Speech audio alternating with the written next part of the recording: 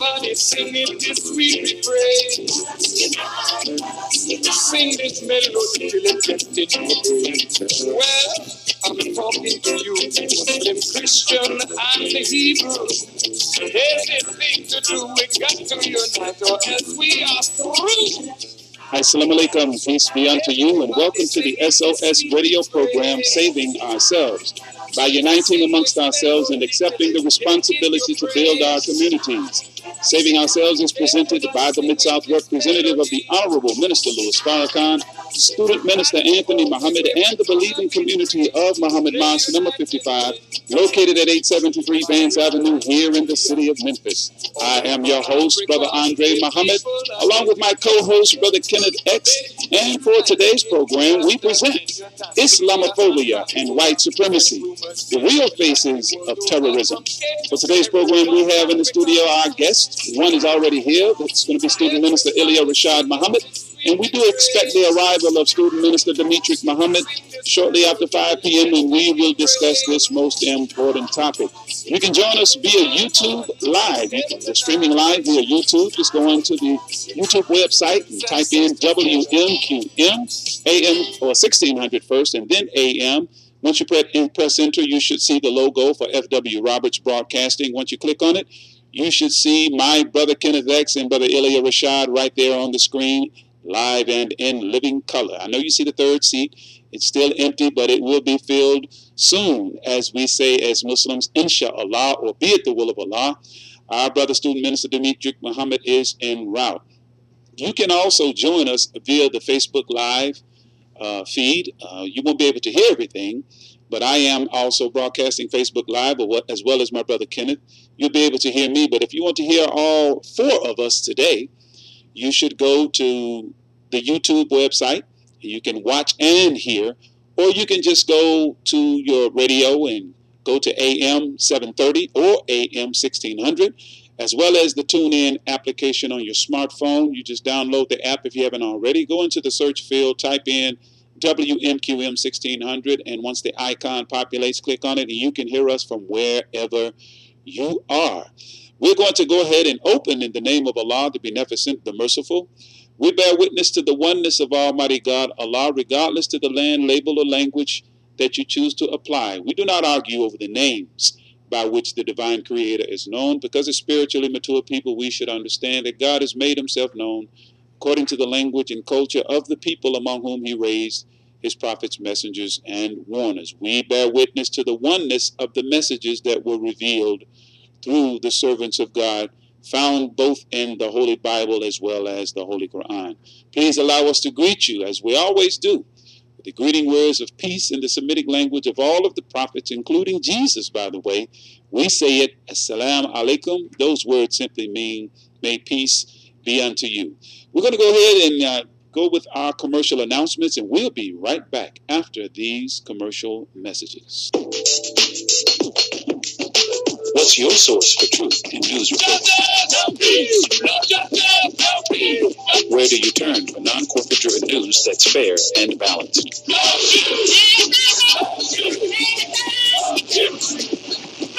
Subscribe to the Final Call News, your #1 free and independent news source that delivers hard-hitting national and international news coverage of today's political, economic, and social issues. For weekly home delivery or online digital edition, log on to www.finalcall.com or call us, area code 901-286-5034.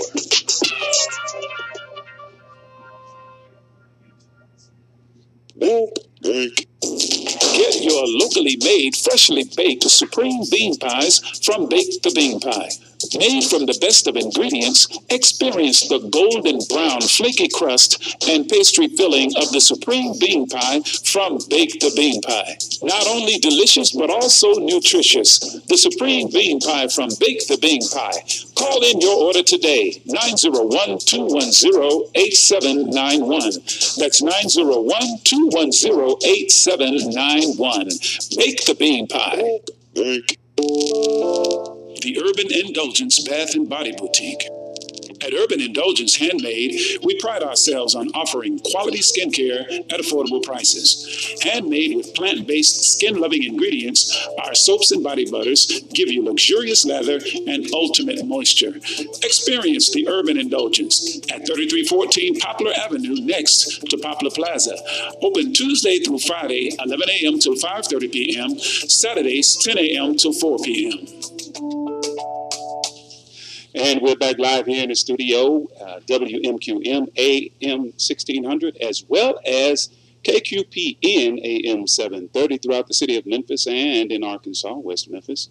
Again, I'm your host, Brother Andre Muhammad. We're here for the SOS radio program, Saving Ourselves. And, of course, today's topic, as we stated, Islamophobia and white supremacy, the real faces of terrorism. And for today, we have already in the studio, of course, my co-host, Brother Kenneth X, and my dear brother, Ilya Rashad Muhammad.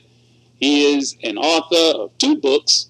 He is also a member of the research team of the Honorable Minister Louis Farrakhan. That's that beautiful black man you see in the middle there with the part in his head. Yes, sir. Brothers, Brother Kenneth, why don't you begin, man? Can you greet the people? And, of course, Brother Rashad, if you would follow suit once, my brother. I always give our guests an opportunity to greet the audience once we sit down. Thank you, Brother Andre. I want to greet everyone in our listening audience and all of those who are watching us via YouTube with our universal greeting words of peace and paradise. We say in the Arabic language of Assalamu alaikum, which simply means peace be unto you. That was the greeting of all the righteous and all the prophets. They never came by and said, what's up, or what's cooking, hello, hi. They always said, peace be unto you. Yes, sir. And so we offer you peace. That way you know that from our lips, our hands, my heart, that you have nothing to fear. Yeah. I hope everyone's doing fantastic today. Had a great weekend. I know you're sitting back getting your brackets ready for the NCAA tournament. Bracketology. Yeah, but before you get too caught up in the sport and play, I think it's a great and timely topic we're about to take on today. And it's always good to feed our minds before we partake in some recreation. It's always good to do some recreation. So that's right. I'm excited by the topic, and I'll give way because sitting to my left is one of our esteemed brothers, not only a brother of mine, but also a mentor, and always has a good word of encouragement for me. So I'm excited to be sitting in such esteemed company. So, Brother Ilya, go ahead. Why don't you greet the people? Yes, sir. Thank you so much, Brother Kenneth. And as always, let me greet you again with Assalamu alaikum. Wa alaikum salam. I am overwhelmingly pleased to be here, to be with my brothers, and to share information on a very worthy topic. I think that with all that has transpired over the last week internationally, it deserves attention, not just from mainstream news sources to give you their perspectives, but since we are dealing with some of the worst recent Islamophobic tragedies, I think it would be wise to hear from Muslims. Yes, sir.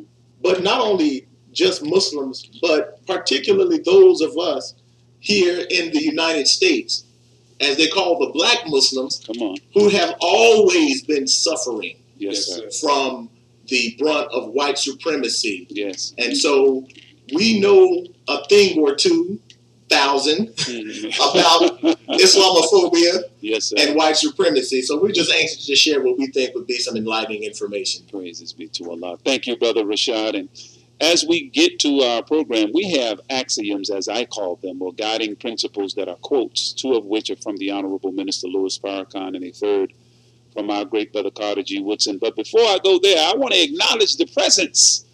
We got some youth in the building. I don't want, he's sitting over here just as quiet.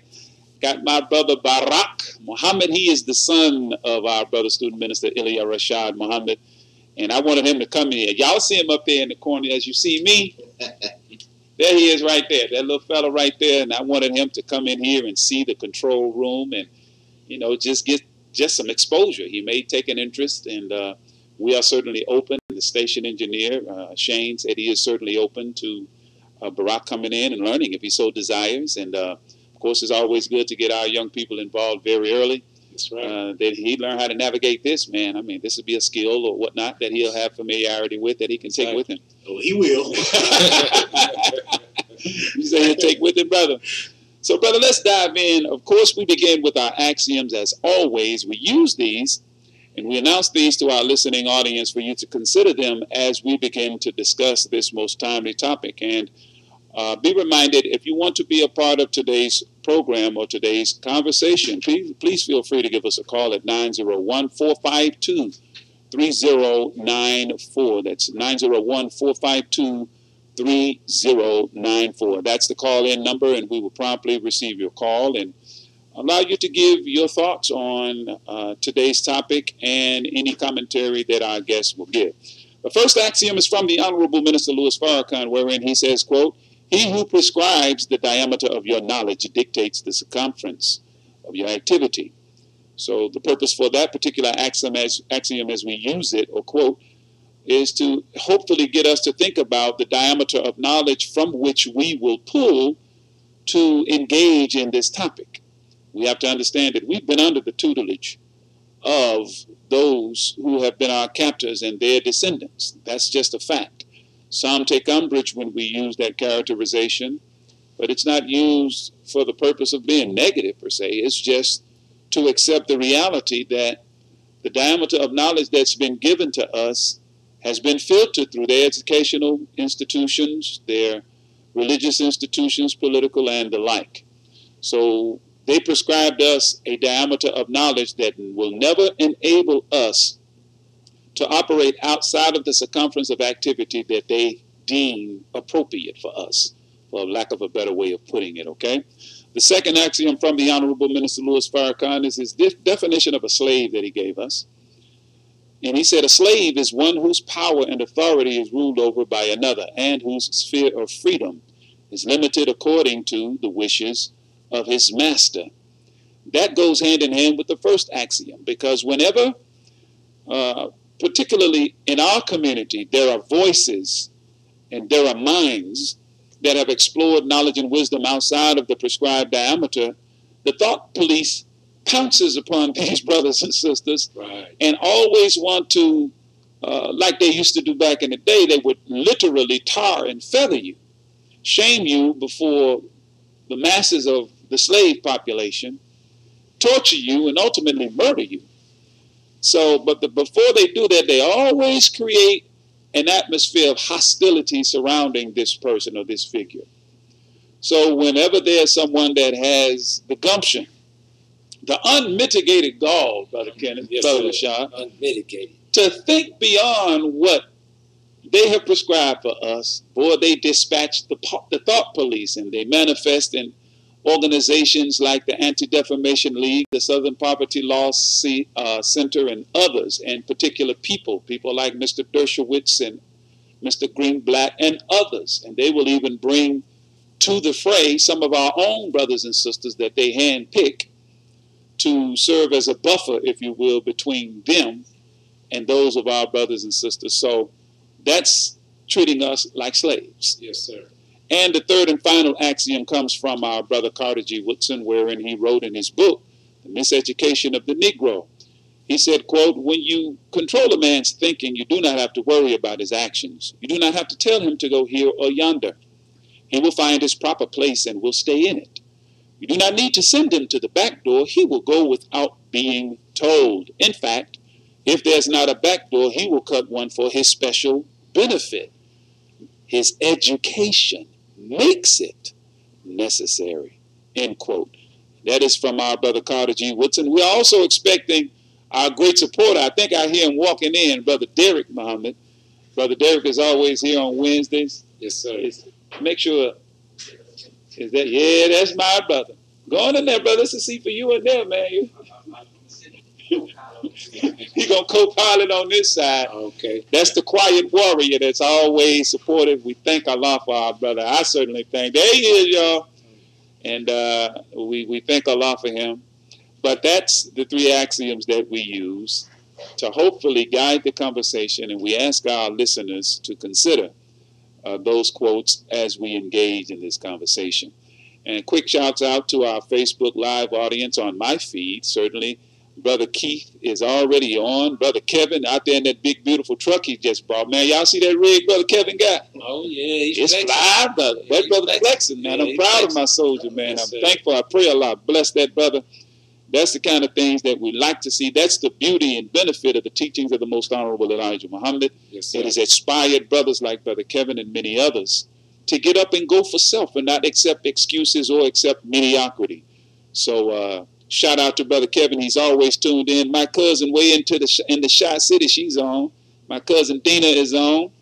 And Brother Corey and Sister Angela, that's your other half shot. She's tuned in. Brother Hoyle, the great Brother Hoyle, that's another strong supporter, just like Brother Derek, him, and Brother, God, I can't his name. So I got Bay on. Yeah, Bay on, man. Assalamu alaikum, Brother Hoyle. Bay watching. Yeah, Sister Tanya is on, and Sister Terrelyn is on, and United Schools of Survival is watching. Sister Eva. Sister Tamara, way out in L.A. Thank you for tuning in, Queen. Hurry up and get back this way. I know you don't like it out there. You better come on home, sister.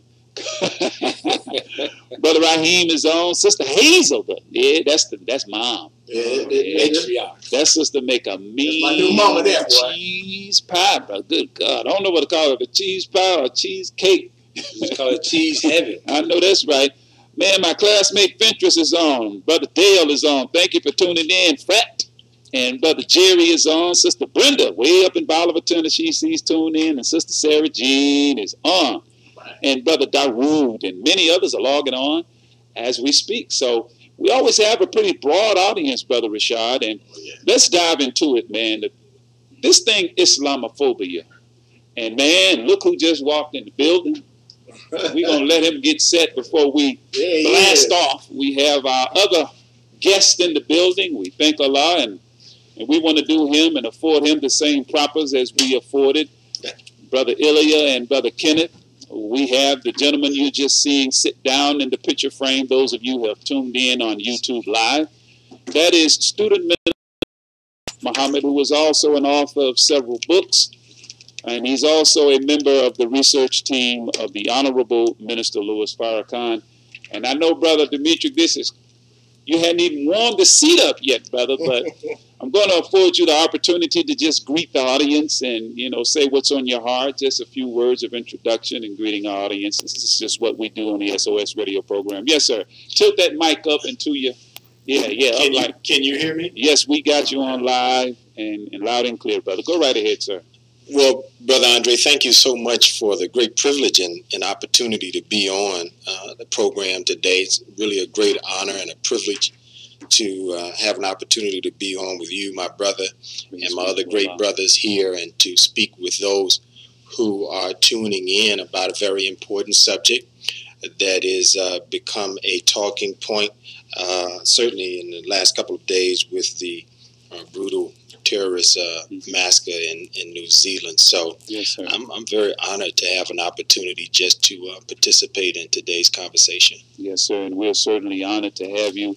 Man, this is surreal. We as spiritual children, we've grown up, and it warms my heart to see, my brothers, and I hold in high esteem, certainly Brother Rashad and Brother Dimitri, and I have grown a great affinity to Brother Kenneth as we, our budding relationship. I see him as a brother. I feel some kind of way about Brother Kenneth, so you can't mess with him either. And this brother is the proof and evidence, or part of the proof and evidence of the transformative power of the teachings of the Most Honorable Elijah Muhammad.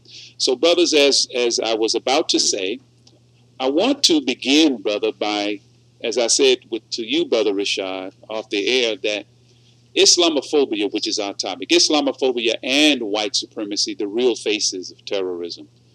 Islamophobia is not a new thing in America. In fact, some of the information that I've researched as far back as the 16th century, Muslims were banned from the Americas, and possibly even before that, because the experience prior to the exploration of the Americas by Europeans was that they just didn't have good encounters when they tried to, in words, subjugate Muslim populations and Muslim peoples. That's right. So, of course, when they came west, and they don't want none of them kind of people over here, but it wasn't because, per se, that we were bad people. But, brothers, if you would, give me your thoughts on the history, if you would, share with us some of the history. And let me say quickly, Brother Rashad, if you're watching the YouTube live feed, he has a book there, Exposing the War Against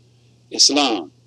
And it, in fact, is a war against Islam. It's not a war against terrorism. The Honorable Minister Louis Farrakhan has made that clear. But please, Brother Rashad and Brother Demetric, as well as Brother Kenneth, you all give us your commentary or your thoughts on the history of Islamophobia in America.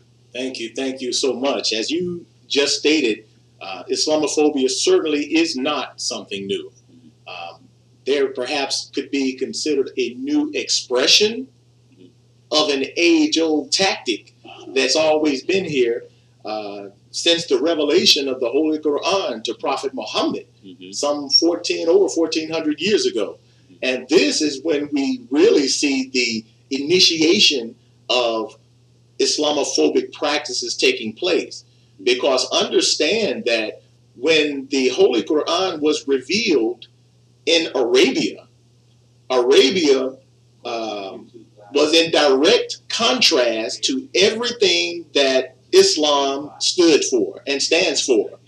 Understand that the Arabian Peninsula was governed by corrupt monetary practices, polytheistic practices. Slavery was commonplace. Yes, sir. Misogyny and the hatred of women and female infanticide, these were part of the Arabian culture that the revelation of the Holy Quran literally disrupted. Cleaned them up. So with the advent of Prophet Muhammad, peace be upon him, and the acceptance of Islam by the early Muslims, here we find the initial dichotomy where Islam was attacked. And be mindful that the early Muslims, there were sanctions put against them by the polytheistic Arabs of Mecca. They were castigated to the point where they literally had to flee. Which has become known as the Hijra, you know, where they had to flee from Mecca to Medina. So we find these Islamophobic practices quite pervasive. Oh, you're still good. I can hear you. Okay, these Islamophobic practices are quite pervasive. And it starts really with the initiation of the revelation of the Holy Quran. Yes, sir. You know, brother, as you were giving your words, the thought came to me. How many of you remember the cartoon Johnny Quest? Vaguely. I know you two may not. You got Johnny Quest. But it was a cartoon about a young white explorer who had a sidekick, and his name was Haji. Right. And it was a throw-off on Hajj. And I didn't come into the realization of how they were demeaning Islam when I was just a boy. And I didn't realize what they were doing until I came into the knowledge of Islam. And then I reflected on things like that and thought, I said, man, they've been dogging Islam a long time. But Brother Demetric, do you have any thoughts on the history, the backdrop of Islamophobia in America? Well, I certainly have to concur that, you know, this irrational fear of Islam certainly is not born in this post 9/11 political climate. I think what post 9/11 did, if it did anything new, was that it brought the immigrant Muslim community into contact with what those of us in the Black or African American Muslim community have known as commonplace, unfortunately, where we have really had to struggle and fight hard to practice our faith in an environment that brought our ancestors over here for the express purpose of being made into slaves. And you have scholars that have over the years, like Professor Eugene Genovese, Professor Matthew Restall, and others, who have written that the most troublesome of all of the African slaves were the Muslims. And I think you were about to reference how the Spanish crown had outlawed the importation of any slaves that were either Muslim or influenced by Islam. Absolutely. And this is important for us to have an appreciation for, that Islam in its beautiful and universal message always has been the most formidable adversary against European colonialism, imperialism, and the work of enslaving and oppressing people all over the world. Yes, sir. And so this is one of the reasons why Islam is feared. Islam is feared because it provides oppressed people with the spiritual fortitude and the courage to rise against their oppressor. And this is facilitated by certain characteristic teachings from Islam. For instance, that we can't even be a Muslim if we fear something other than Allah, God. That's right. That's very interesting. Some of those other characteristic teachings include that we consider persecution to be worse than slaughter. That's right, brother. We believe that Allah ordains men and women, for that matter, That's correct. to rise up That's right. and to repel other men and women so that the earth is not overrun with evil and wickedness.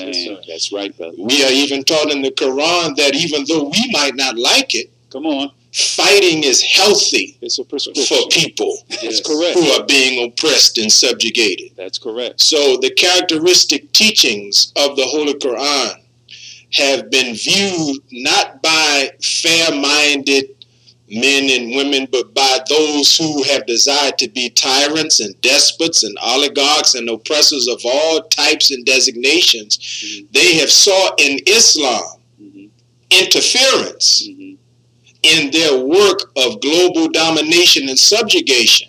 And I think we have to certainly add into the conversation that in many places around the world where Muslims predominate, these are some of the areas of the world that are the most minerally rich. Yes, sir. These are areas of the world with deep oil deposits and mineral treasure and these kinds of things. So Islam has been viewed by the powerful and the white ruling class as a threat to global white world supremacy. Yes, sir. And so anytime that Islam is identified among the poor, Yes, sir. you know, it becomes a target. That's correct. We can bear witness that Very well put. just in the early 1970s. And I have to say that, you know, we are very saddened about what happened to our Muslim brothers and sisters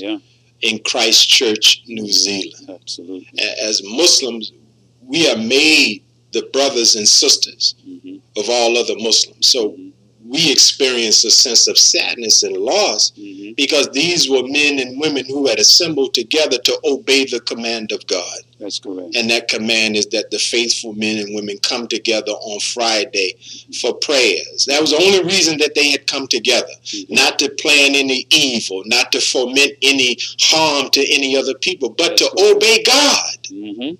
And so I personally experienced a sense of sadness, loss, a surreal shock that this has happened. But my mind certainly goes, Brother Andre, to when some of our mosques and temples have been aggressed upon. Absolutely, man. In America. In America. Right in New York City, when Minister Farrakhan was the minister of Temple Number 7 in New York. Yes, sir.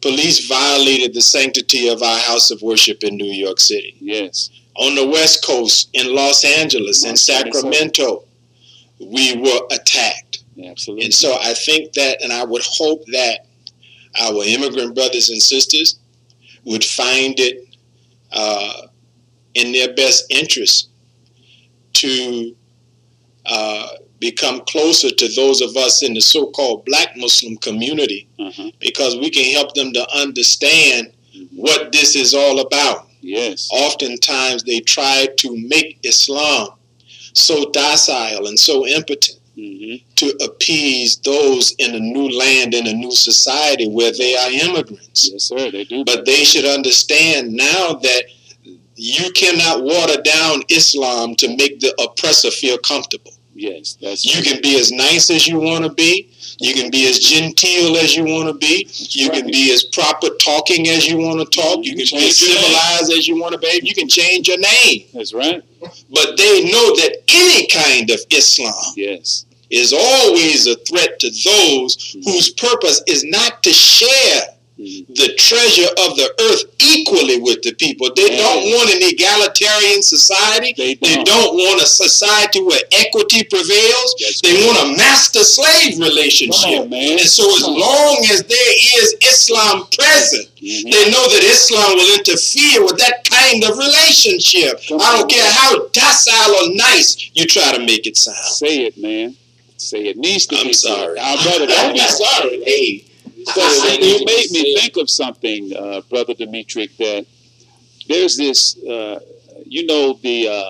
Lost Sheep Productions, our brothers. I have one of their tapes that's become a staple of mine as I, go do my ministerial duties at the prisons, and it kind of feeds my soul. I've listened at it, but there's a portion of it where the minister talks about why Marxist philosophies and communist philosophies have been successful at getting poor people to rise up against oppressive authorities. And he said it is because those philosophies destroy the people's belief in a God that makes them to wait for a better life beyond the grave, while they can, with right guidance, get it while they live. And then he said, after he said that, now I don't uphold communism, nor does he uphold socialism. But he said that that's one of the hallmarks of those political philosophies, is that it destroys the people's belief in words, in a spook God and in a heaven beyond the grave, whereby they become willing to suffer intolerable conditions in the reality of now, expecting a better life. And I think that's one of the things that that Western civilizations, especially from a religious perspective, want to push, because they wanted to make the Nation of Islam, after our first fall, or even prior to, strictly religious and praying and that kind of thing, and not pursuing the nationalistic aspects that they pursue as people of faith. So, but go ahead, Brother Rashad. You were about to further your point. Islam has a history of producing, as universal as Islam is, it has a history of producing a nationalistic aspect to rise up against oppression. One of the hallmark characteristics of Islam, as inherently stated in the Holy Quran, is that it is the duty of every Muslim, in order to become close to God, to reach the uphill road, as it says, a Muslim has to do certain things. And part of those actions involve, of course, helping the poor, helping the orphans, the widows. And it says specifically, and I don't know of any other faith tradition where inherently in their holy text, it states that the adherent of that belief is duty bound to free the slave. That's right. That's right. And quite a few places in the Holy Quran, God tells us that it is a requirement for Muslims. So when you take this inherent characteristic of Islam, which has to do with freeing slaves in a society that is governed by a master-slave relationship, therein lies direct conflict. That's right. So the time period, I think you mentioned the 16th century, and he mentioned the Spanish crown. During that whole part and the burgeoning aspect of the transatlantic slave trade, it was clear to European authorities as they were colonizing and conquering the darker world, particularly parts of Africa.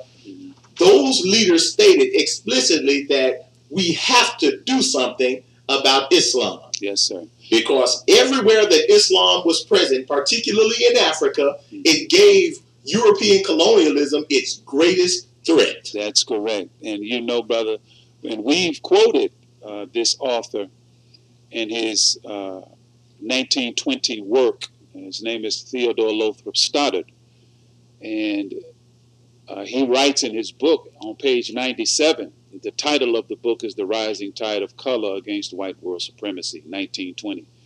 It is a most revered, read book amongst some of your great thinkers. But at any rate, he records in his book on page 97, he writes, quote, "Insofar as he is Christianized, the Negro's savage instincts will be restrained and he will be disposed to acquiescence to white tutelage. Insofar as he is Islamized, the Negro's warlike propensities will be inflamed and he will be used as the tube of Arab pan-Islamism seeking to drive the white man from Africa and make the continent his own." The interesting thing to me about that, to say that in as much as he is Christianized, he will be disposed to acquiescence to white tutelage. I mean, why wouldn't he be disposed to acquiescence to the tutelage of Jesus the Christ? So that gives us a little insight on the kind of Christianity that Mr. Stoddard is referring to. Yes, sir. Not necessarily the teachings of Jesus, but a form of Christianity that would subjugate or make us, you know, the tool of white world supremacy, as he puts in his book. So I want to kind of dovetail, brothers, into early presidents. As we talk about this history, and this climate is not new. This climate has been building. There's been an ebb and a flow, if you will, over the history of our presence here in the Americas. But as we mentioned the Spanish, I want to come to the Americas. What are some of the presidents, Brother Rashad, Brother Dimitri, Brother Kenneth, that you know of that's been documented that have expressed an aversion to Muslims being present among the slaves or present period in the Americas? Because this is not just limited to, as we said, the Spanish. Right. As a matter of fact, I'll preface it. And I talked with you, Rashad, and you told me that this hasn't been verified, but I've heard several presidents, Richard Milhouse Nixon specifically. But give me your thoughts on, or your information that you may have on, this American presidents. Again, this Islamophobic sentiments and words have been expressed by America's earliest presidents and founding fathers. Mm-hmm. Notably Thomas Jefferson. Mm-hmm. And if you recall, Thomas Jefferson was the one who had the Holy Quran, yes, of which people like Keith Ellison, when he was sworn into Minnesota Congress. Please say that again. I want the audience to hear that clearly. Thomas Jefferson had copies of the Holy Quran. Yes. You know, being not necessarily just because he may have been a Freemason or Shriner and things of this nature, but Thomas Jefferson and the early founding fathers, even during the time of George Washington, were in direct conflict with the Africans of Northeast Africa, in what became known as the Barbary Wars. And much of that is because the Muslims of Northeast Africa were interfering with the early American and European trade routes. Ooh. And so because the Muslims, these are black African Muslims, were navigating the sea and in control of certain routes, this conflicted with early American interests. Not to mention slavery, but it conflicted with many early American trade interests. So this brought about the Barbary Wars, which prompted people like Thomas Jefferson and several other of America's founding fathers to say some very horrible things about Islam, which they called Mohammedanism, you know. Yes, sir. To attack Islam. And even as early as then, they realized that Islam was their greatest threat if America was to become the bastion of white world supremacy that it was destined to be. Yes. Islam stood in the way of that. Yes, sir. And the thing of it, brothers, and I'm thinking about early American history, my mind went to as America was preparing her seal, which is E pluribus unum, according to some writings that I have read, and the Honorable Minister Louis Farrakhan mentioned it, that prior to E Pluribus Unum was a picture of Moses and the children of Israel fleeing Pharaoh, crossing the Red Sea. Right. And it was supposed to read something to the effect, rebellion to tyrants is obedience to God. But that was scrapped or not decided upon, and they decided to use E Pluribus Unum. My point for citing that is, those who founded this country knew and understood that it was the duty, because they rebelled against tyrannical forces, to come here and establish America. And it was upon the principle of freedom of religion, so they say. Now, here we have it. They have been demonizing and they have fostered a toxic environment for a religion that they have done their dead level best to demonize and make into something that's violent. Now, they want to say Islam is not a religion of peace. What are your thoughts on to characterize, say Islam is not a religion of peace? And and my mind is going to the Bible, and I surmise that y'all mind is going to biblical scripture, where God requires the same of all. Well, Go ahead, Brother Kenneth. Well, Brother Andre, when you look at it, the phobia, the fear, is a fear of righteousness at its root, because the Europeans that came over here and ultimately founded this country, they were very well acquainted with the Muslims, as Brother Dimitri and Brother Rashad has already pointed out, through the wars. And if you remember, when George W. Bush was propagating his war, in his early speeches, he used the phrase crusade. Yes. And all of his speechwriters told him, say, hey, you can't use that, because that phrase, it inflames those in the East. Now, when you look at all religions, when God comes and raises a prophet or a messenger, he raises them because he's like a sheriff. The nation, the civilization has gone astray. They're off the path of righteousness. Yes, sir. So he comes with order. He comes with righteousness. And the wicked don't just say, oh, I'm going to stop all my rebellion. I'm going to stop my abominations. I'm going to stop my thievery. Everything that I'm doing against the moral precepts of God, I'm just going to stop. No, that's opposition. That's conflict. That's war. So we read in the Bible where God commanded Saul to go down into the land of, I believe it's the Amalekites. He said, kill them all. He said, women, children, the animals, the oxen, everything. Wow. Don't leave nothing. Now, that's violent. Yes. And you read in the Kings, I believe it is, or Samuel, but the phrase was they were singing songs. It's about David and Saul. It says Saul had killed his thousands, and David had killed his tens of thousands. Woo! So that's letting you know that somebody was getting down. When the wicked came up against Elijah, they had a showdown at the river. Elijah didn't make the first move. He let them go first. And then at the end of the day, when the wicked and the righteous get into it, it's going to be somebody going to get terrorized, because that's just the way it is. So when they try to promote this image that Islam is a violent religion, that's just to publicly and inflame the public and misguide them so they won't investigate. But as we all know, it has had the opposite effect. People are now inquiring, want to learn about Islam. Yes, sir. You can go to the libraries, as the Honorable Minister Louis Farrakhan says, and all the Islamic books are off the shelves because people over here are tired of being oppressed. Yes. Brother Dimitri said they're tired of being taken advantage of. And if you desire egalitarian a society of equality, you can't get it. That's right. In the government-sponsored religion. That's right. You got to go outside of that. Yes, sir. Brother, thank you for that. And let me say to our listening audience, once again, you're listening at the SOS radio program. I am your host, Brother Andre Muhammad. We have live in the studio my co-host, Brother Kenneth X, and our guest, Student Minister Dimitri Muhammad of Mosque number 55, as well as Student Minister Ilya Rashad Muhammad.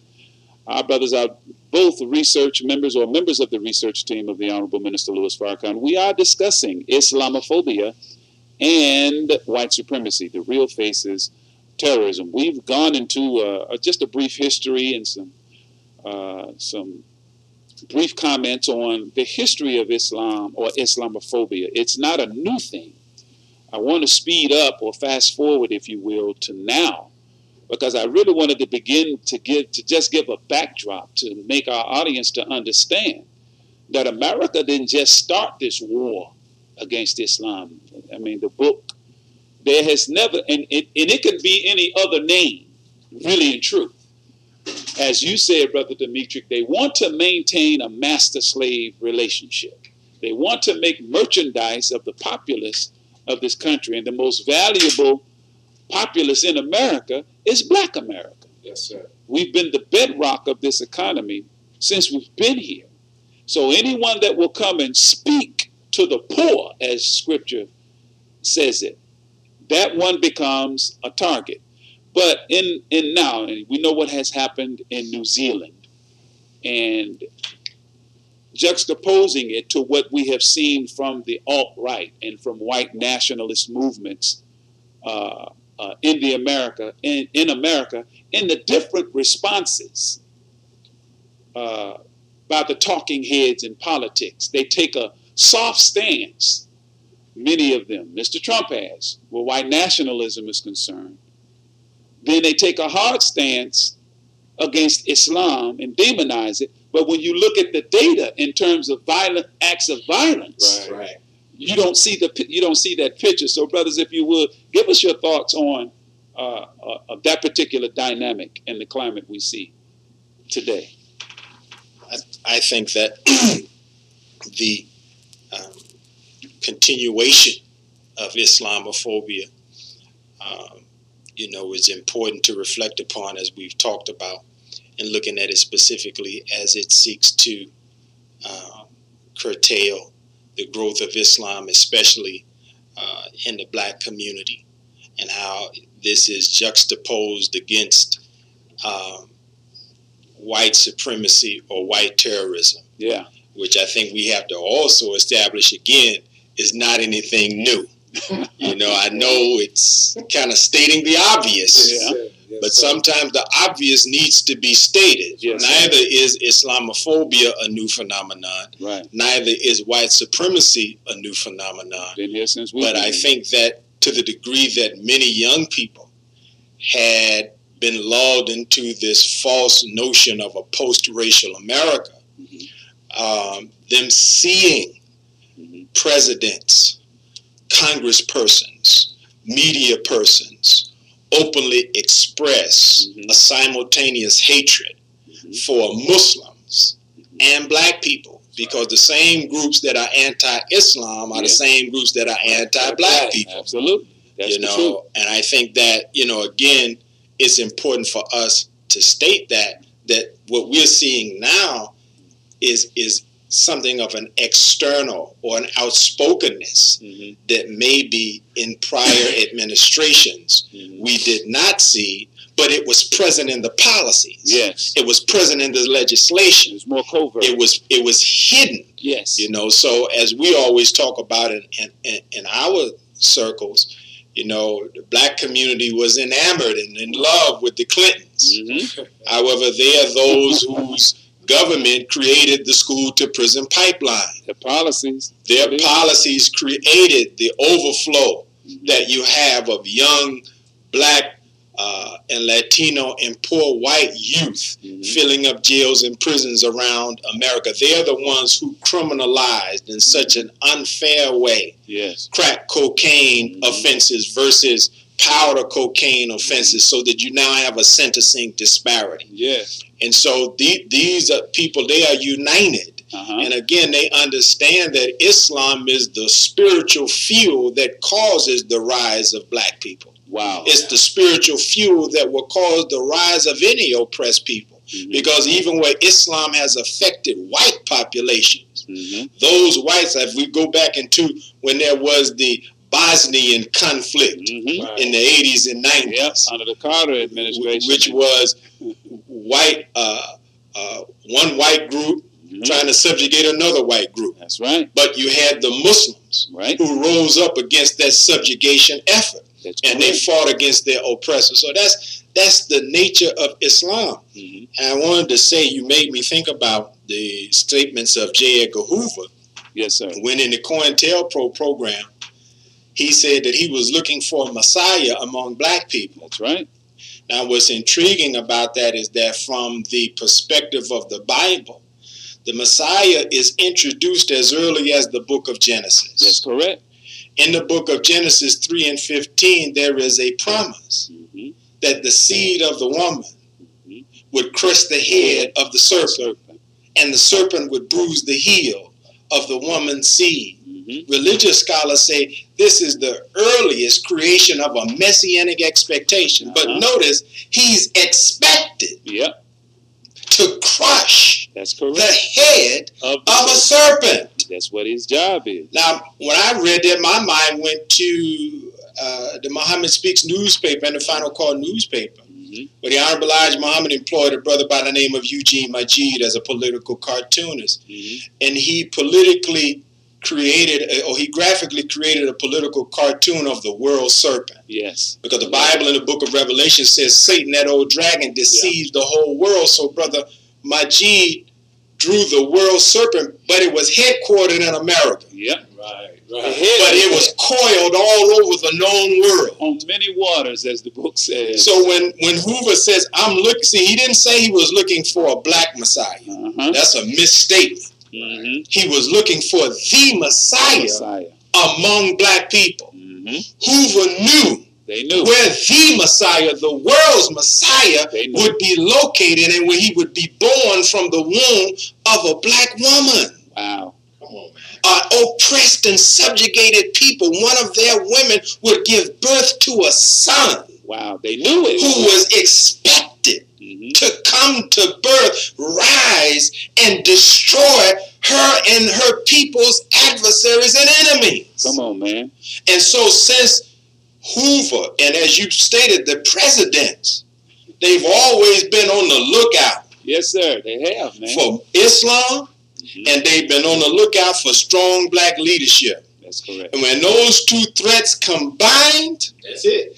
That man became situated in the crosshairs and the target, first for a character assassination that they hope would lead to a physical assassination. And that's really where we are today with the hostility aimed at our beloved minister, the Honorable Minister Louis Farrakhan. They know, or they recognize that he represents a messianic presence among the people, as well as the rise of Islam. Absolutely. Well put, my beloved brother. Listening audience, if you have any questions, comments, if you want to call in, our guests are happy to receive them as well as we are. Give us a call at 901-452-3094. Again, it's 901-452-3094. Brother, you are so absolutely spot on. And the congruency that I see when you mentioned that this government looked for a Messiah from amongst a particular people. Your Bible, Scripture, verifies the truth of this, because Herod, Pharaoh, and those rulers mentioned in Scripture, all of them scanned the horizon of the populace of the peoples of their nations of their day, looking for someone and expected it. So for them to expect it, they had to know something of prophecy, something of Scripture, to understand that they should expect someone. And then my mind reviewed all the way back to Jefferson, when he said, I tremble for my country. Yes. When I reflect that God is just, and that his justice cannot sleep forever. So what did Jefferson know as a ruler of Scripture, and what did Hoover know, as well as those today, which is why they have to create this toxic atmosphere of hostility. Go ahead, Brother Rashad. You know, the Honorable Elijah Muhammad mentioned that the U.S. government has paid staff of scientists whose job is to study pretty much the probability of prophecy. Wow. So these are people who are not like religious preachers that we may be accustomed to, but he's talking about people who understand the reality of prophecy and the likelihood of certain prophetic utterances being revealed. This is why Thomas Jefferson and J. Edgar Hoover and all of these people in government were anticipating some disruptor of their bastion of white supremacy.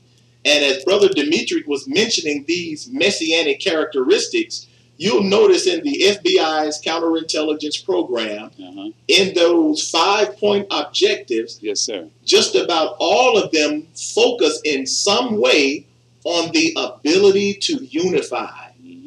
And so this anticipated Messiah that the U.S. government was anticipating to arise from black people, one of the main descriptors is that this Messiah would be able to unify and electrify the masses of black people, particularly that radical element of black America. Yes. So if we take those descriptors, which actually come from those descriptors, which come from the scriptures, yes, sir. Yes, sir. We can find no other group, no other person more befitting of these characteristics of being able to unify the masses of black people, yes, more so than the Nation of Islam and its leadership, particularly today in the Honorable Minister Louis Farrakhan. Yes, sir. This is quantifiable measurements that we can use to actually pinpoint who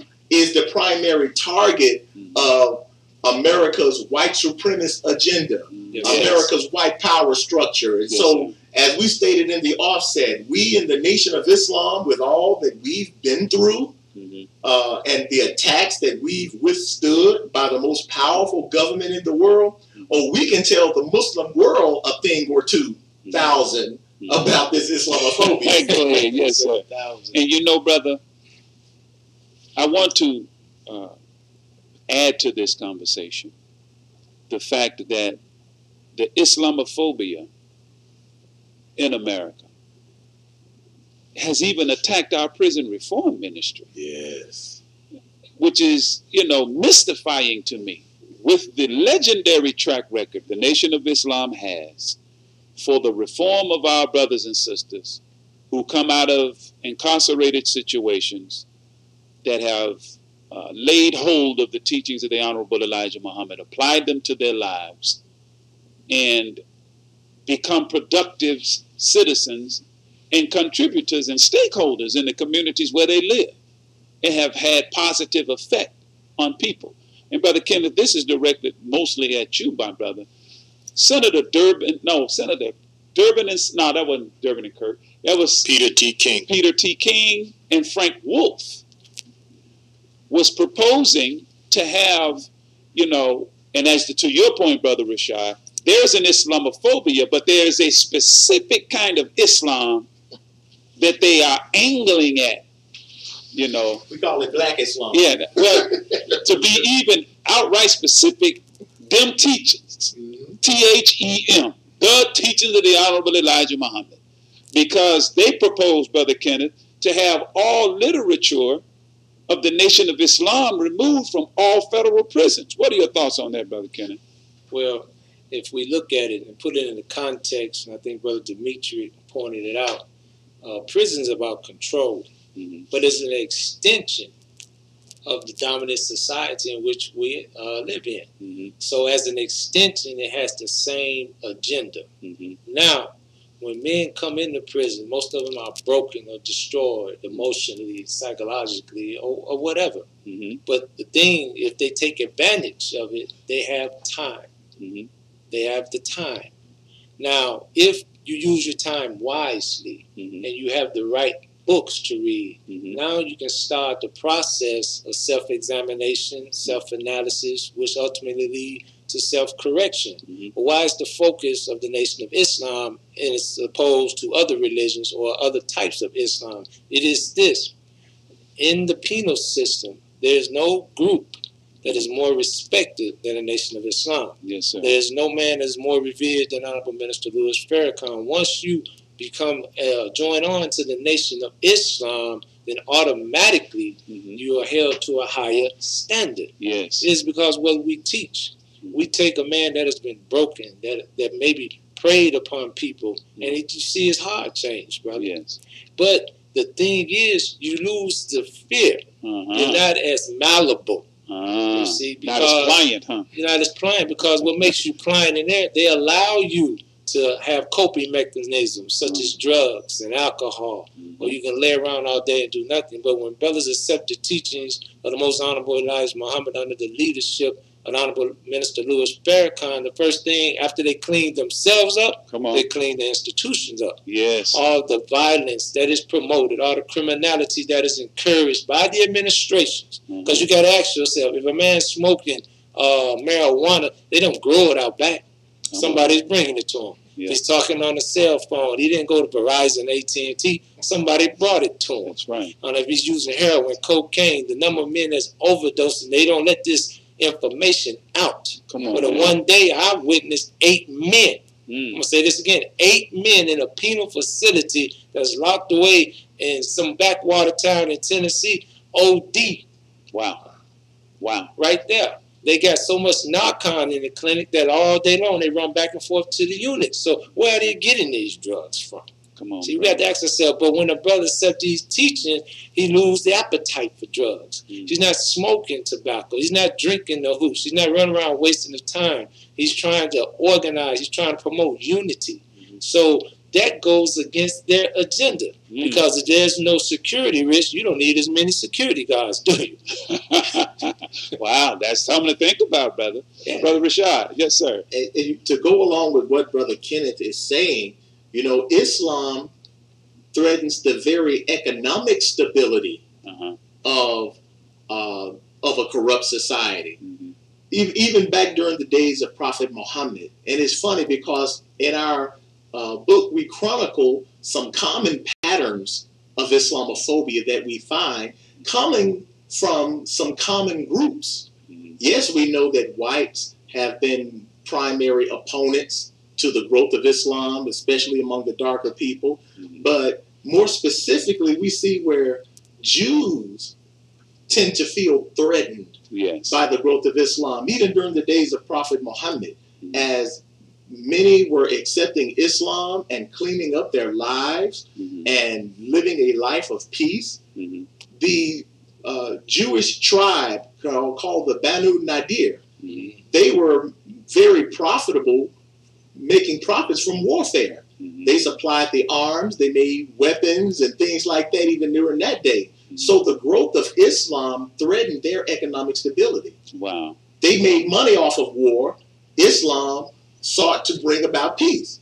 So if we look at it even in this day and time, when you become a Muslim, you stop drinking, you stop smoking, you stop eating pork. I mean, these are simple things, but look at how many countless billions, dare I say trillions of dollars that would be lost when the people actually start practicing Islam. Wow. So I'm reminded of the early advent of the Nation of Islam in the 1930s and the problems that the black Muslims brought with certain Jewish groups like the Purple Gang that Brother Demetric often speaks of. These were drug lords who pretty much ran the Detroit area. And since their profit came about from criminal activity, from narcotics and illicit drugs and even prostitution. And the black community was in the black community especially. Number one. So the growth of Islam posed a direct threat to the economic stability of those particular groups. And Edgar Bronfman, whose father and family took over Seagram's, which became the largest alcoholic distributor in the world, for that matter. Edgar Bronfman Sr., while being over Seagram's, whose family was over Seagram's and these alcoholic beverages, he was also president of the American Jewish Committee. Wow. And it was these groups and members of the Jewish community who were in direct opposition to the Nation of Islam. Man. So we see that there are some personal economic interests involved, aside from the social structure, aside from all the other corruption that Islam comes to bring down. But we see where we have quantifiable numbers to measure the impact of Islam and why it's such a threat to white world powers. Yes, sir. I want to also, brother, I think we should mention that while we are seeing Islamophobia, when you remove the term Islamophobia, at its root, any form of telling or speaking truth to power that will expose the forces who are at the top, the apex of the master-slave relationship, any form of religion. Even because, see, Christian brothers and sisters, you're not safe. Come on now. So don't think it's just Islamophobia that they have issue with. They take issue with anyone. We're just speaking from our perspective as Muslims because that's what the talking points are in the news. But brothers, there seems to be, and we've gotten quite a bit in, and we're just at 6:07, so we got a good amount of time left, and I want to make wise use of it as best I can. I'm new at this stuff, man. I'm trying to get it together. You're doing a great job, brother. Praises to Allah. But there's a move, Brother Dimitri, Brother Rashad, Brother Kenneth, to legislate laws that make it illegal to, in words, simply put, tell the truth. Yeah.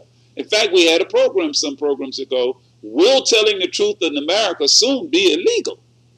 Yes. So I'm thinking of Representative Omar and Representative Rashida, and this is another thing that, you know, inflamed those on the far right.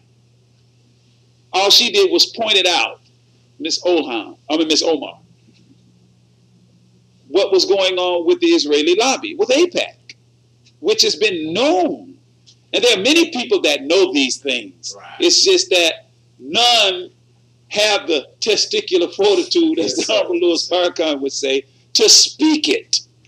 And here we have women that are willing to say what's on the mind is in the wheelhouse of knowledge of many in government. They know this, but they dare not say it because their political careers will be destroyed. Brother, speak to what's going on in legislative circles that's Islamophobic on the face of it, but really they don't want nobody telling the truth regardless of who it is.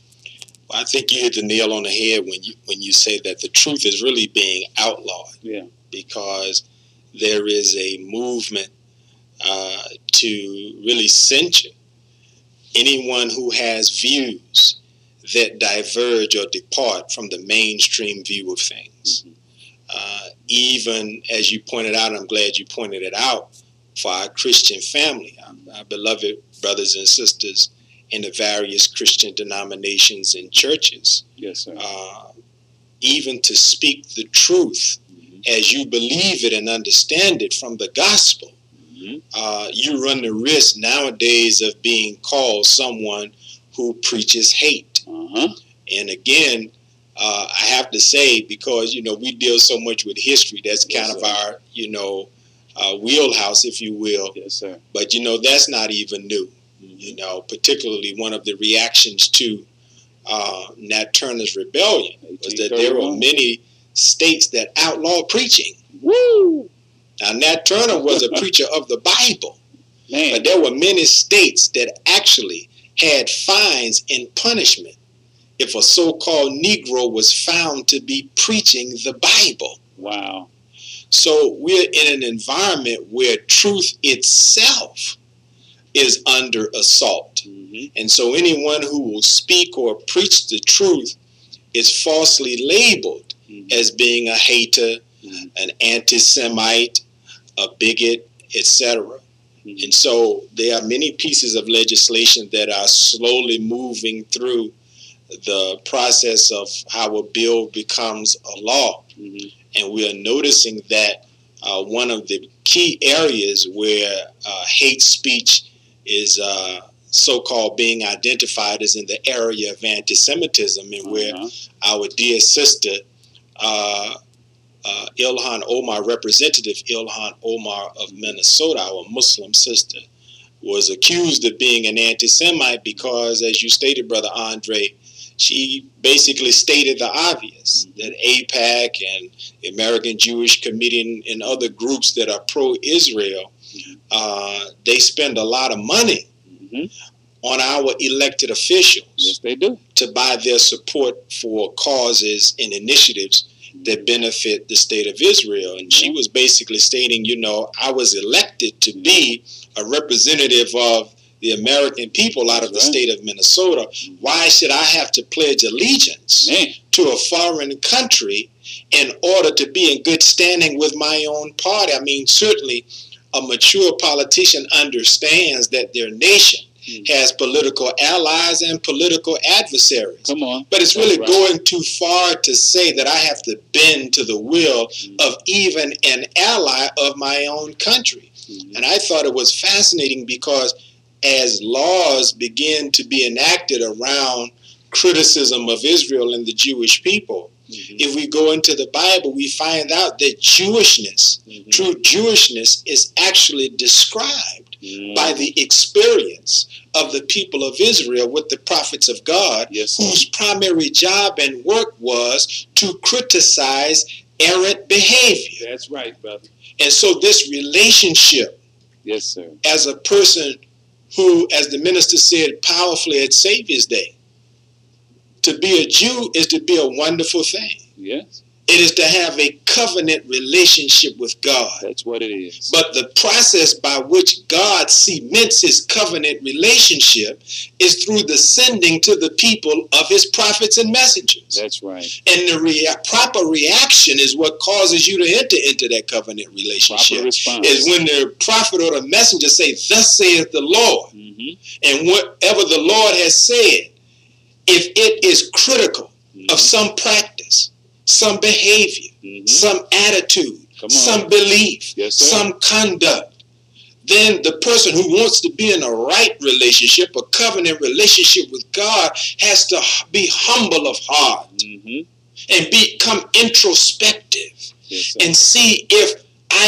am guilty of what the prophet or the messenger is saying that God does not want me to do. Then I have to forego anything that God frowns upon and bring my practice into alignment and agreement with the will of God. So that there are those who would say that they represent the Jewish community, which I don't really believe that they do.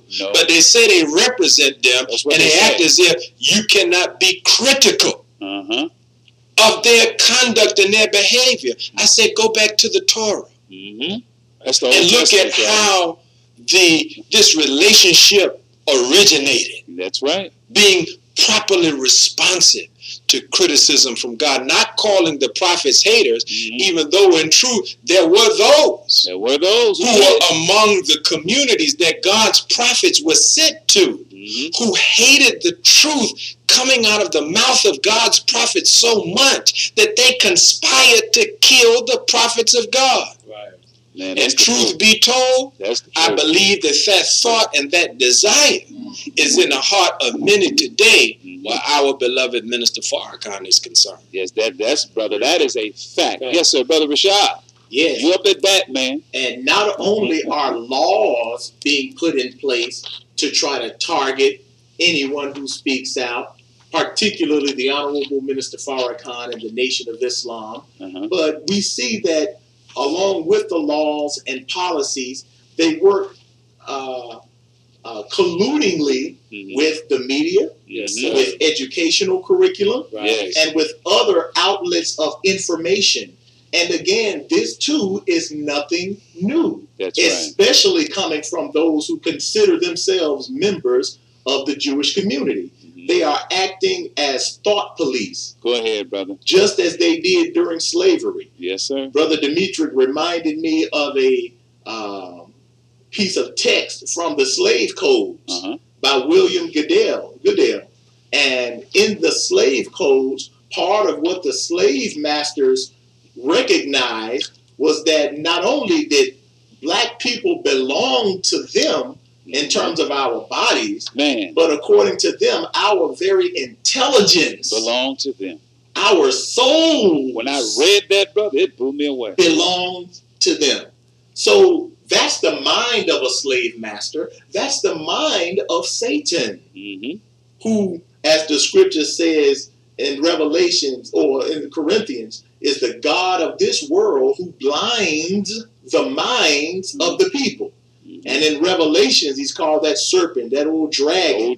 That's Satan, who literally deceives the whole world. Wow. Now, if we bring it in real world terms, you cannot be a Satan who deceives the whole world unless you have influence and control over media, over educational curriculum, over the mass information outlets. And look, who are those who are blinding the minds of the people, just like the slave masters and Satan? Come on, brother. You know that recently, Minister Farrakhan gave an overwhelmingly enlightened 4-hour lecture this past Savior's Day. Yes, sir. Where he exposed the roots of how the so-called Jewish Talmud guides and influences the corrupt laws, policies, and practices that govern the institutions and systems really of the world. That's true. The freakishness of Hollywood, the lies throughout the media, and now these same people who influence and in many respects control media, control and influence banking and finance. Yes, sir. Don't you know that after Minister Farrakhan gave that powerful lecture, because they could not combat the truth spoken by Minister Farrakhan, what did they do, brother? They literally pressured Amazon, who was supposed to be the corporate giant now. Yeah. Big Amazon, because of Jewish pressure, they literally banned the sales and distribution of the secret relationship between blacks and Jews. I was coming to that too. Powerful research compiled by the Nation of Islam's research department that is full of thousands upon thousands of facts. Nothing that we from their mouths. Muslims, this is all coming from Jewish scholars, their archives, Jewish rabbis, Jewish archives, Jewish libraries, Jewish leaders, and whatnot. And so we see a tremendous, unlike ever witnessed in the history before, where we see the most powerful government and its allied private groups working this diligently just to stop people from being able to hear what one man, the Honorable Minister Farrakhan, has to say, because they know the truth he speaks is so powerful that it causes us, wherever we are, to think critically. Yes, sir. To become so enlightened that we are willing to rise up and expose those satanic forces who have deceived the entire world. Yes, they stopped Netflix with just a phone call. One phone call. A Jewish rabbi over the Simon Wiesenthal Center, Rabbi Heyer, the day before Minister Farrakhan's documentary was to air on Netflix, which was a contractual agreement, mind you. Yes, they don't care. They'll pay the Look, with a contractual agreement and everything in place, that when they found out that a documentary about Minister Farrakhan's musical career, this had nothing to do with what they call his rhetoric and all of this kind of things. It's just a simple documentary that chronicles a man's journey through life and through music. But because such a documentary would conflict with the negative image that they created of the Honorable Minister Farrakhan, and because such a documentary would show the people the humanity of this divine man of God, all they had to do was make one friggin' phone call, and they called this big mogul of Netflix to shut down and not even air it. That's what we talk about when we say the God of this world and this Satan who has deceived the whole world. Now that's a specific Islamophobia. It is a real fear And as you all were giving your commentary, it made me think of all of the things that they could censure off of YouTube and the social media platforms, the Facebook and Twitter accounts that they could earmark to be stifled or canceled or whatever. Of all of the filth that pours through these avenues into the minds of the American people, they see fit to attack one man who has offered nothing of ill teaching or anything that's to the detriment of the spiritual growth and development of the human being. And I'm saying that to say this. The Honorable Louis Farrakhan said this, and I'm not quoting him exactly, but I think I got it where you would understand, and I'm communicating the same idea. He said, when you look in terms of media, when you look at what's being fed to the people, what they're being fed tells you who the feeder is. Yes, sir. So if they're stopping the people from being fed that which will awaken them, yet they allow that to be taught to them that makes them a worse population, all of the filth and degeneracy, then we must ask, who has been the feeder?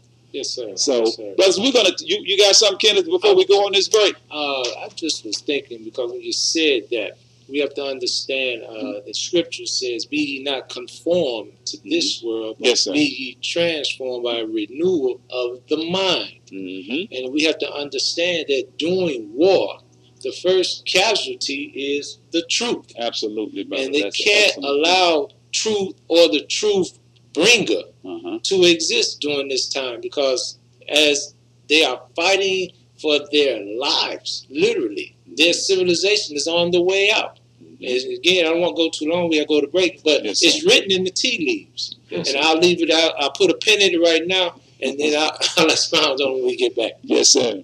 Brothers and sisters, you are listening to the SOS radio program. I'm your host, Brother Andre Muhammad. We have in the studio with us my co-host, Kenneth X, and student ministers Demetric and Rashad Muhammad. Our discussion today is Islamophobia, and white supremacy, the true face of, or the real faces of terrorism.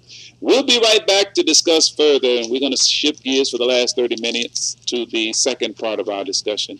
But we'll be right back after these commercial messages. What's your source for truth in news reports? Where do you turn for non-corporate driven news that's fair and balanced?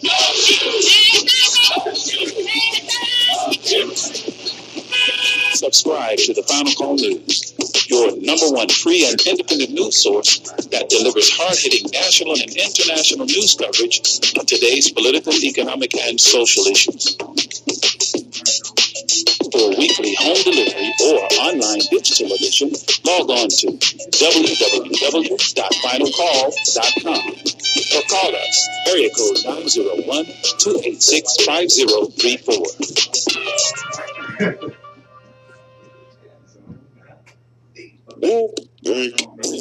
Get your locally made, freshly baked Supreme Bean Pies from Bake the Bean Pie. Made from the best of ingredients, experience the golden brown flaky crust and pastry filling of the Supreme Bean Pie from Bake the Bean Pie. Not only delicious, but also nutritious. The Supreme Bean Pie from Bake the Bean Pie. Call in your order today, 901-210-8791. That's 901-210-8791. Bake the Bean Pie. The Urban Indulgence Bath and Body Boutique. At Urban Indulgence Handmade, we pride ourselves on offering quality skincare at affordable prices. Handmade with plant-based, skin-loving ingredients, our soaps and body butters give you luxurious lather and ultimate moisture. Experience the Urban Indulgence at 3314 Poplar Avenue next to Poplar Plaza. Open Tuesday through Friday, 11 a.m. till 5:30 p.m., Saturdays, 10 a.m. till 4 p.m. Lila be my old slave man. That's just a slave man. Last name Ross. And we're back live here in the studio. Please excuse us for the brief delay. We had to get in the huddle, so to speak, and we're going to shift gears here. Once again, you're listening to the SOS radio program presented by the Mid-South representative of the Honorable Minister Louis Farrakhan, Student Minister Anthony Muhammad, and the believing community of Mosque number 55 located at 873 Vance Avenue. In the studio, we have our brothers. I mean, you all should be familiar with them now. Let me send some shouts out to our Facebook audience. Thank you, brothers and sisters, so much for your robust participation in today's program. My brother Ricky is on, Sister Sandra, Sister Sarah Jean, as we go down the list. Brother Chuck is on too, Brother Derek. Sister Jill is on, and many others. Those of you that have tuned in to our YouTube live feed, thank you all so much for tuning in to be a part of this timely conversation that we must have.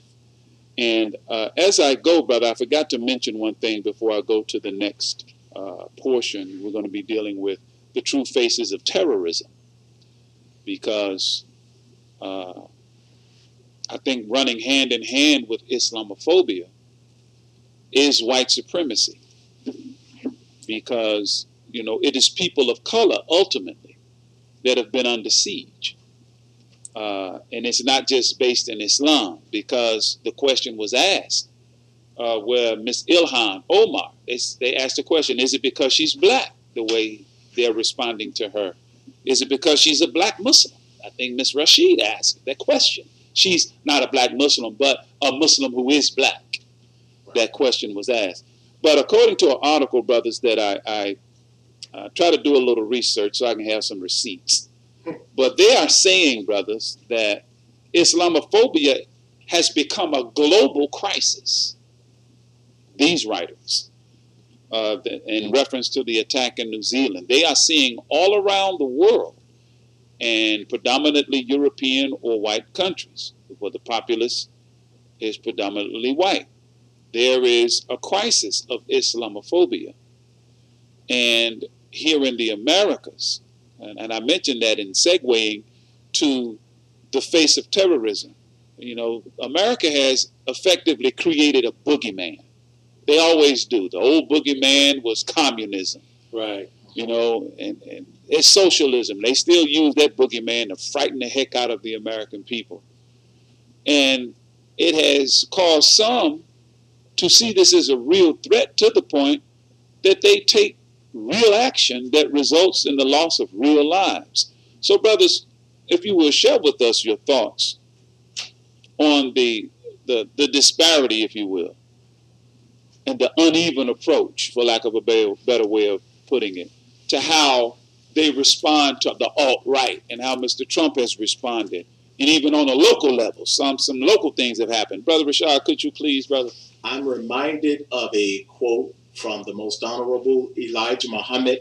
I'm reminded of a quote from the Most Honorable Elijah Muhammad that I read recently in his famous book, Our Savior Has Arrived, Yes, where sir. he said in words, and I'm paraphrasing, that the awakening of black people, the mentally dead, it's our awakening that is causing the real anger among the white power, among what he called the devils, or he said the white man, the white power structure. Uh-huh. So what we notice all around the world is intense hatred, and it's not necessarily all due to an ignorance of Islam. Right. Much of it is. Thank you. But those who know that Islam has an empowering effect on the people who become its adherents, particularly the darker people. Yes. Which is why Islam has always been seen as the greatest threat to white world supremacy. Yes. So now, in 2019, Yes, when we see the fall and decline of, say, the white population, yes, sir. the birth rate, when we see the decline of its capitalistic systems and Western hegemony, Come on. all of these things that represent strength for white world dominance seem to be declining. Right. They recognize, whether directly or indirectly, that the rise of Islam and the rise of the darker people plays a part in that. Yes, sir. So as the Honorable Elijah Muhammad said, it's the awakening of the mentally dead, these black people, that is causing the anger of these whites. Yes, and why would people like the Israeli ambassador and American Jewish leaders, and along with Israeli leaders, why would they say that black youth are Israel's problem? Good question. How so? What the heck do black youth in America have to do with Israel, when many, unfortunately, probably couldn't even locate Israel on a map? Come on. Wow. And have no involvement in Israel's foreign or domestic affairs yet. White American Jewish and Israeli leaders have pinpointed black youth as being Israel's primary problem. This is bearing witness to what the Honorable Elijah Muhammad said. It's the awakening of black youth. Black youth and black people and people of oppressed populations all over this earth are awakening, and they know that Minister Farrakhan is playing a key role in this awakening, which is why they are working so diligently to ensure that the people can't even hear what this brother has to say. Now, I don't know if the listening audience is familiar with the fact that Minister Farrakhan has already, we talked about congressional legislation and things earlier.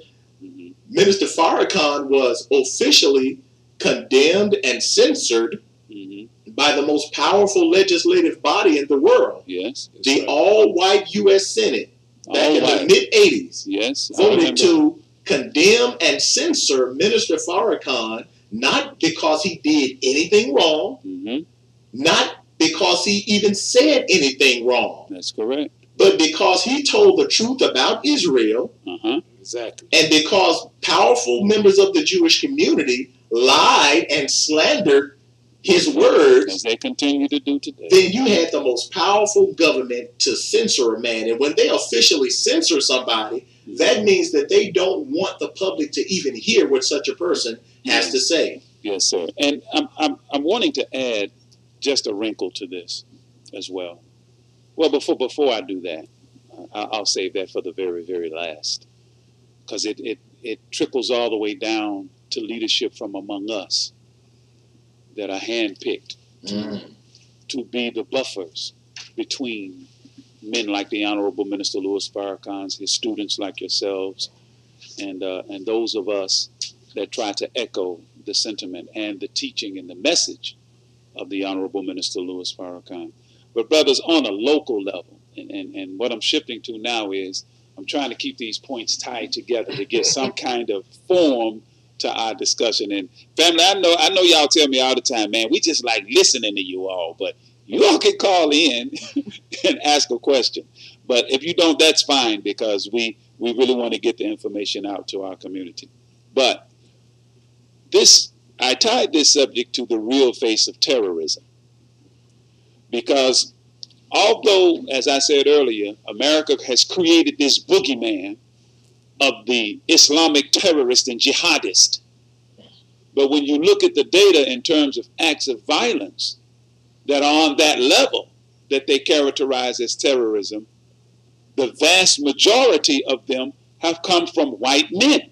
Yes, sir. In fact, he's been characterized, or some have said, the white male is the most dangerous person in America. Oh, yeah. But according to what you see in news, you would think that the black man is the most dangerous, because Mrs. Clinton characterized our children as super predators. In the face of this kind of data, how can that be? And what are your thoughts on what we can do to combat that? And however you want to really address that particular topic I just broached, or that aspect of it, I should say. I'd like to say, Brother Andre, that when you were making that statement and on the previous question, my mind goes to how both Islamophobia and white supremacy converge. Yes, that's what I'm getting at. And my mind goes to something that the Honorable Elijah Muhammad and Minister Farrakhan have taught, as well as to something that our dear beloved sister, Dr. Frances Cress Welsing, has taught. The Honorable Elijah Muhammad and Minister Farrakhan have said that the ultimate aim of this world is to kill the messenger of God and those with him. Dr. Francis Cress-Welsing said that once you understand the fear of white genetic annihilation, the conduct of white supremacists makes sense.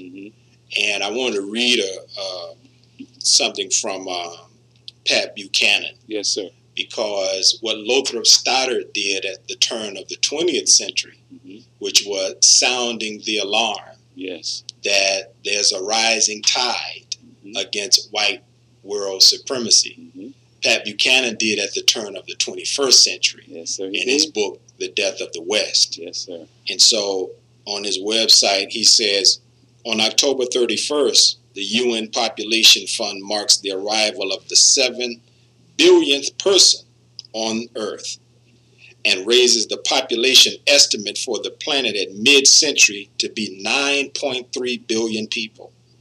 There is a possibility, says the United Nations, that by century's end, world population may reach 15 billion. What does this mean for Western civilization? It may not matter, except to identify who inherits the estate. Wow. For while world population is exploding, Western peoples are dying. Not a single European nation, except Muslim Albania, has a birth rate that will enable it to replace its present population. By mid-century, Western man will be down to 12% of world population. By century's end, he will be a tiny fraction, roughly equal to the white population of Rhodesia when Robert Mugabe came to power. Whoa. The demographic winter of the Western man has set in. By 2050, Africa's population will double from 1 billion to 2 billion people. Where today the 6 most populous Islamic nations, Indonesia, Egypt, Bangladesh, Pakistan, Nigeria, and Turkey, have a combined population of 885 million. By 2050, their populations will have increased by 475 million to 1.36 billion. Of the 48 fastest growing countries in the world, 28 are majority Muslim or have Muslim populations of more than 1/3 of the national population. And since it is the Muslim nations of North Africa and the Middle East that are closest to Europe, with easiest access to the continent, Muslims will likely furnish most of the multitudes who are coming. Wow. And so, again, the Honorable Elijah Muhammad said the ultimate aim of this world is to kill the messenger of God. Dr. Francis Cress-Welsing says there is a great fear of white genetic annihilation. So when we combine these two, we see the intersection of white supremacy. We see the intersection of Islamophobia. That's true. Because again, these Muslim countries, as Brother Rashad pointed out, these are people of color. These are nations that are embracing Islam as a revolutionary creed or ideology that will help them get freedom, justice, and equality for their peoples.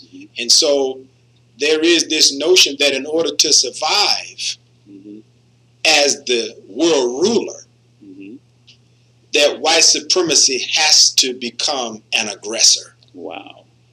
In helping to cull the planet of growing populations of people of color who, according to what I just read, are growing populations of people who are simultaneously Muslim or Islamic.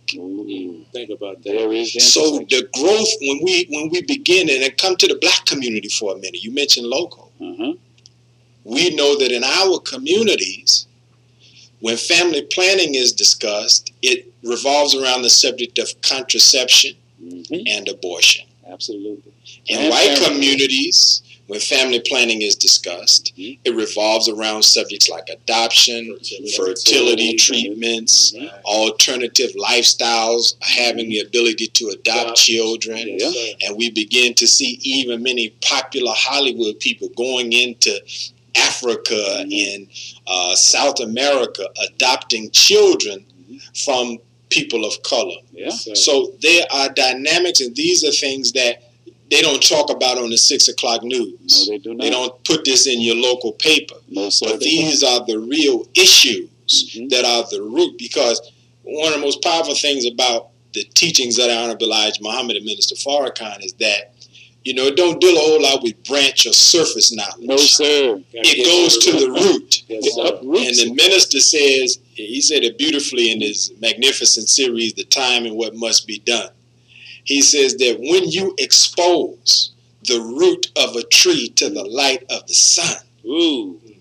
that tree begins to die. Thank God for that. That's what he said. And so they fear the minister's exposure of hidden truths. That's right. Because the exposure of hidden truths from the root will begin to cause all of the various manifestations of domestic and global white supremacy to come to an end. And again, I go back to Genesis 3 and 15. Yes, sir. And thy seed Shall bruise the head of the serpent seed. Come on, man. And the serpent shall bruise his heel. That's right. And so they see in the minister a messianic voice that is the greatest threat today. Notice, and I don't mean to be long-winded, brother, it's okay. but I you know, it's just incredulous to me that the minister has no cache of weapons.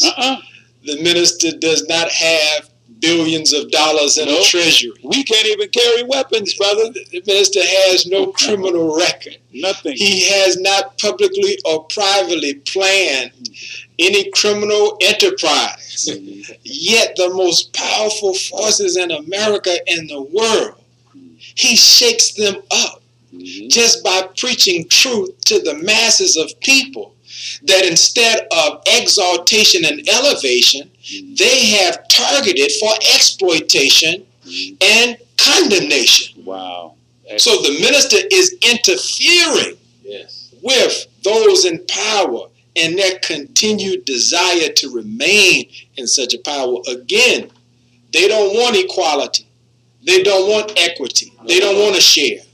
You know, it's kind of like when we were growing up, and there was always a little child in the sandbox. Me. He don't want to share none of his cookies. No. Although there's plenty for all. There's plenty for everybody, but you don't want to share. So they don't want to share.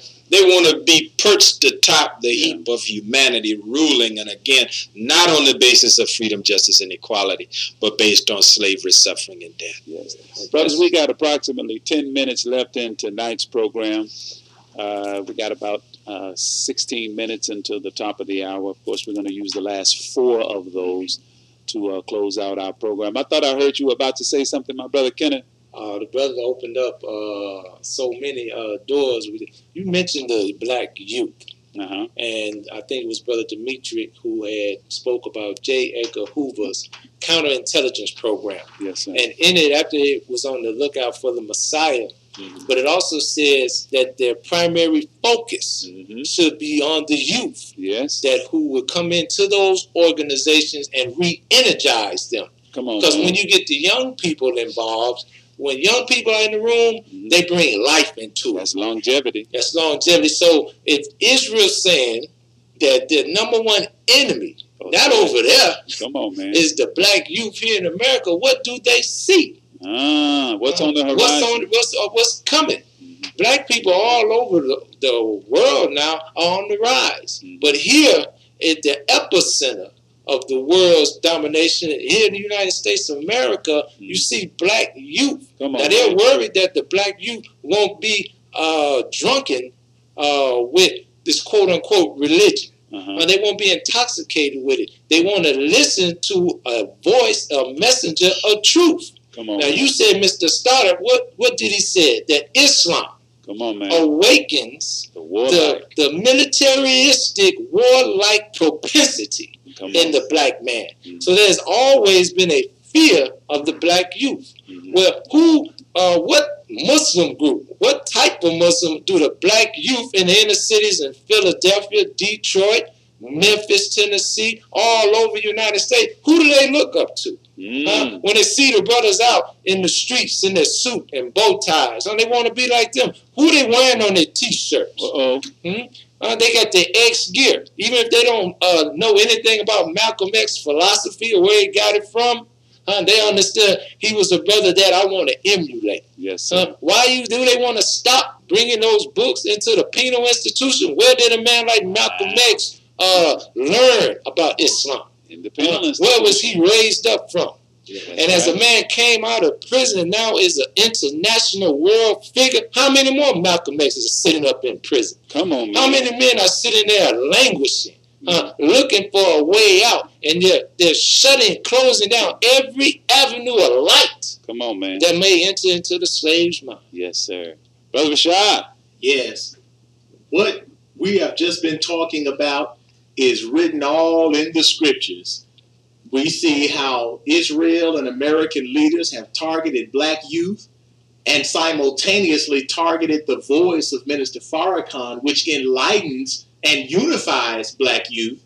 This is reminiscent of the New Testament scriptures when the Jewish leaders targeted Jesus and the potential followers of Jesus, which is one of the reasons why Jesus said, look, suffer the children to come unto me. That's right, brother. And it's because of his gravitation toward the children, even though they see our people and our youth as the problem, Minister Farrakhan sees them as the solution. That's correct. So suffer the black youth to come unto me.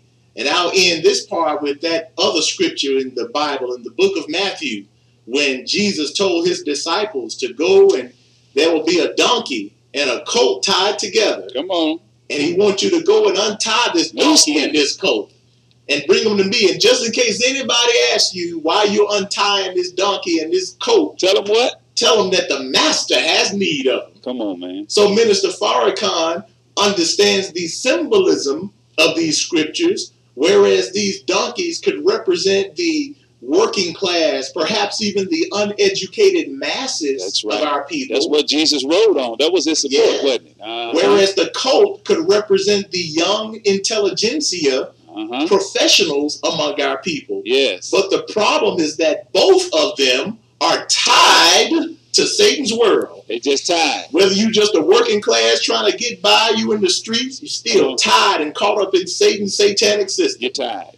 Whether you're a professional in corporate America with your college education, still tied to white America. You better conform. But Minister Farrakhan, like that Jesus of the scriptures, is asking and really telling our people, come on, let's separate. Untie them because the master has need of them. That's good. Yes, sir. Brothers, man, we are down to a very few minutes, about the last 5 or 6 minutes or so.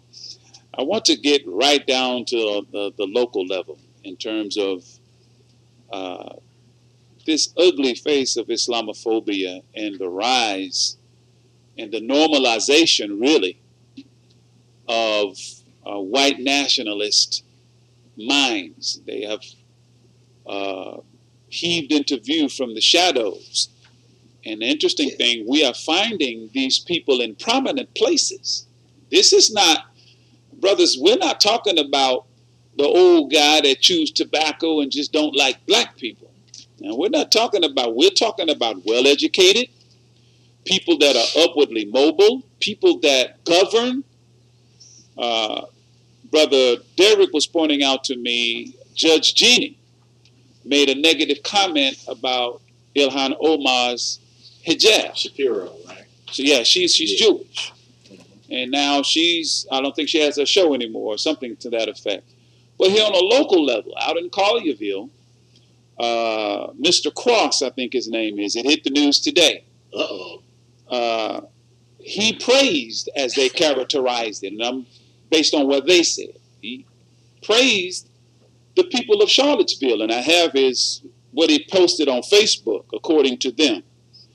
And I'm going to read it. It says, quote, as for Charlottesville, according to, and this is, let me see my source here. This is by Bridget Chapman, News Channel 3. Okay, so I'm repeating their news. They posted his quote online and said, as for Charlottesville, what's not being emphasized is why the white nationalists came prepared to fight. In fact, however, they came prepared to defend themselves as a result of what happened in NOLA. I hadn't quite figured out what that acronym is for. New Orleans. New Orleans, Louisiana? Yes. Thank you, my brother. In NOLA, or New Orleans, Louisiana, the pro-Confederate legacy supporters came unarmed in street clothes and got the, you know what, he used hell, beat out of them by Black Lives Matter, Antifa, and their ilk. Charlottesville, however, was going to be different. This time, the quote-unquote good guys were ready to defend themselves, and they did. And that's what's giving leftists heartburn. They can't stand it when God-fearing patriots stand up to them and win. When the good guys get fed up and truly, truly organize, there's nothing patriots can't accomplish, end quote. Now, this is according to what he posted. Now, here's a man, you know, that participated in the adjudication of criminal offenses, who's praised. Now, if the good guys is somebody that barrels a car down the street into a crowd and indiscriminately run people over, yes, sir, then what is this saying to us as black people? What is he saying to us that our people need to understand, in your words? We got about 3 minutes left. I just want to add, I'm going to let Brother Rashad finish. I mean, that's what came out today. So that mindset just didn't happen 24 hours ago. What about all the other cases he adjudicated and sat in on? What do you think about that? Hey, that's exactly what I was thinking. I just saw the headline today, and the prosecutor who made that statement, a local prosecutor whose last name was Mr. Cross, Mike Cross. Now, the reason that they caught my attention is because that's my family slave name. So I might need to step to Mr. Cross about some reparations and stuff going on around here.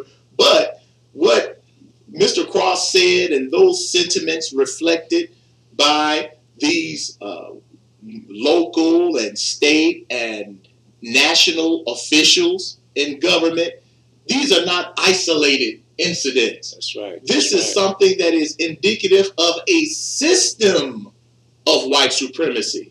And what Black America and what America has to realize is that such a system cannot be changed and overcome just by the passing of laws, which don't change attitudes necessarily. Right. It won't be changed by necessarily voting. The only true solution that we're going to have to accept is that we would have to have a totally different system altogether.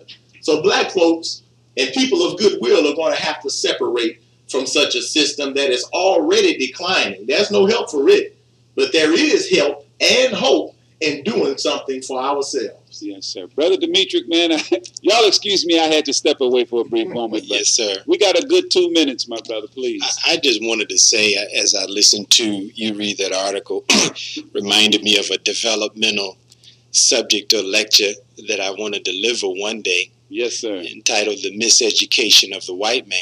Mm-hmm. Because in listening to the comments of the judge, I can tell that even though he's in a prominent position, and by the way, he's an assistant town prosecutor. A prosecutor, I'm sorry. Yes, but he's in a prominent position.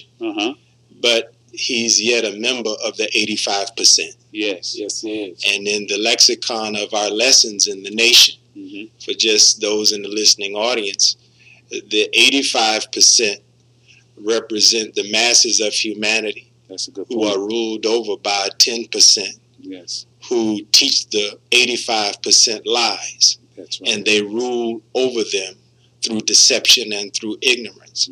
And what you come to find is that when you get down to the masses of Black America and the masses of white America, it is a bearing of witness to what Minister Farrakhan said in his monumental work, A Torchlight for America, there has been a great dumbing down of the American people. Absolutely. And I can say of a certainty that the minister's message has been misrepresented to the masses of both black and white. Yes, and I can say that most in the predominant white community are very miseducated and misinformed as to the history of black people. Yes, they are. Who we really are, and what their ancestors did to put us in our present predicament. Yes. Because we're all going into the public school system. Some people call it the public food system, but I'll be nice.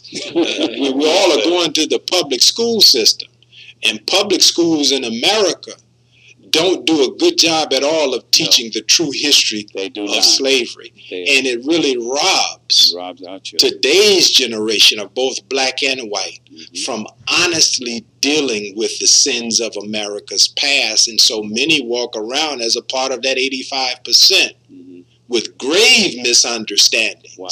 And I think that if the American public could have an uninterrupted and unhindered listening to Minister Farrakhan's message, yes, sir, it will be as the Pharisees concluded in the book of John.